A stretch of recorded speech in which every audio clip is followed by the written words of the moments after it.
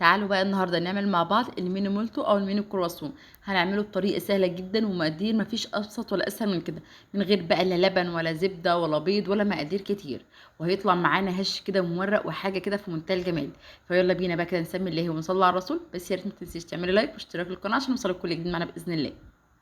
في الاول كده نجهز مع بعض المواد الجافه. معايا هنا نص كيلو من الدقيق، عليهم معلقتين كبار كده من اللبن البودر، معايا هنا معلقه كبيره من الخميره، عليهم 3 معالق كبار من السكر، معايا هنا معلقه كبيره من الخل، والخل بيخلي العجينه بتاعتنا كده هشه وخفيفه.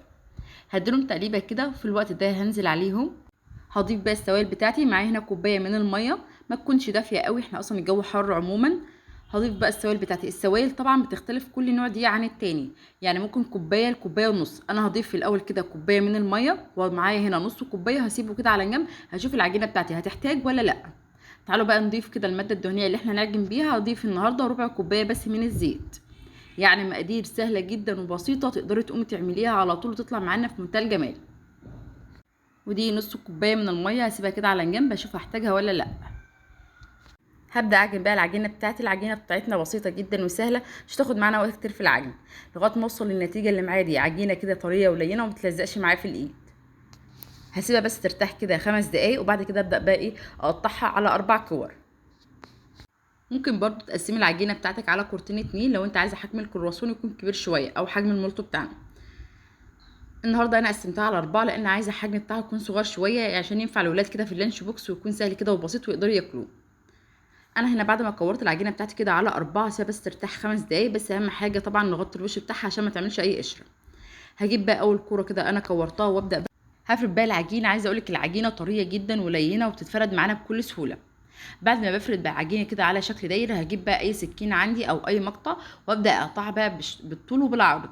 وهاخد برضو كل مثلث على جزئين. عايزه تاخدي كل مثلث على 3 مفيش مشكله، وانت عايزه الحجم يكون اصغر شويه من كده كمان. بس انا عملت على كل مثلث على 2، واعمل كده فتحه صغيره في المثلث بتاعي من تحت، واخد بقى كل مثلث كده وابدا بس اشده شويه، بحيث لما اجي الفه يديني طبقات وتوريقه كده من جوه. وافتكر برضو الفيديو موضح كل التفاصيل وواضحه معانا بكل سهوله. وصفه سهله جدا بسيطه، عايزه اقولك الولاد بيحبوها جدا، واوفر كمان من اللي احنا بنشتريه من بره. هيبقى معانا بالشكل ده. طب انا ليه سايبه ده كده ساده؟ عشان انا لسه هحشيه شوكولاته قبل للدهن، بس بعد ما بيطلع من الفرن. ما بحبش احشيها وهي داخله الفرن عشان ما تنشفش معايا جوه. انا هنا سبت الجزء الساده اللي انا هحشيه بالشوكولاته، الجزء ده هبدا احشيه كده بالجبنه بنفس الطريقه ونفس الخطوات اللي احنا عملناها في الاول، بس الحشو بتاعها هيختلف. انا هنا هحشي الجبنه بتاعتي وابدا بقى اقفل عليها كويس جدا. اي نوع بقى جبنه بتفضليه، بس يفضل مثلا تكون جبنه تلاجة، او لو انت عايزه تحطي جبنه كريمي بس تقفلي عليها كويس عشان ما تخرجش من الحشوه بتاعتك. هبدا بقى الفه كده ويبقى معانا بالشكل ده. طبعا يكون معانا صاج كده دهنه بسيطه جدا من الزيت، لو انت قلقانه ان الصاج بتاعك حاجه تلزق فيه.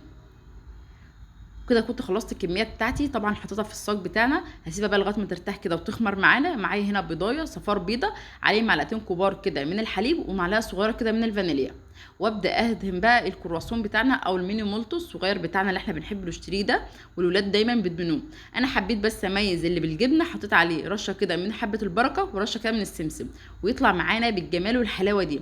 عايزه اقول لك الريحه يا جماعه كانت قلب الدنيا بجد، طعمه وريحته كانت خطيره. شكله بيتكلم عن نفسه، طري وهش جدا وخفيف، وما شاء الله مفيش اسهل ولا ابسط من كده.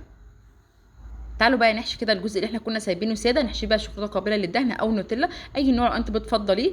هجيب بقى هنا المولتو او الميني كرواسون الصغير اللي بتاع معانا ده، وابدا بقى كده احشيه من جزء كده من تحت او من الجنب، مفيش اي مشكله خالص. بعمل فتحه صغيره وابدا احشيه. وانا بفضل دايما احشي النوتيلا بعد التسويه علشان بس ما تنشفش معانا في الفرن. شكله بيتكلم عن نفسه، ريحته مش قادره اوصف لكم بقى. تعالوا نفتح واحده كده ونشوفها من جوه شكلها عامل ازاي. دي كده حشوه الجبنه طالعه معانا في منتهى الجمال بصراحه، هشه جدا وخفيفه. تعالوا نفتح كمان واحده بقى بالشوكولاته. ايه الجمال ده بقى، احسن من اي مولتو احنا بنشتريه بصراحه من بره. يعني بتمن كيس مولتو من اللي احنا بنشتريه هتعملي كل الكميه دي بنص كيلو دقيق بس. قومي بقى جربيه كده وفرحي الولاد. سهله جدا سهله جدا وبسيطه، اتمنى تجربوها. اشوفكم على خير في وصفات تانيه جديده. مع السلامه.